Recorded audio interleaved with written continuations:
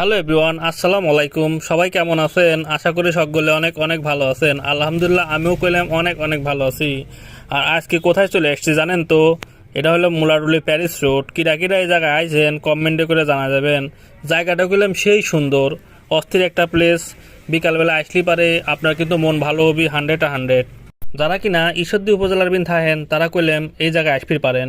এই জায়গাটা কিন্তু ঈশ্বরদীতে আসা একবারে সহজ। আর যারা রাজাপুর মুলাডুলি আছেন তারা তো এখানে আসতে পারবেন খুবই সহজ। এই জায়গায় কইলেম আপনার বন্ধু বান্ধব নিয়ে আপনি আসতে পারেন, আপনার প্রিয় মানুষটাকে নিয়ে সাথে আসতে পারেন। জায়গাটা কইলাম সেই, এক কথায় কইলাম অসাধারণ।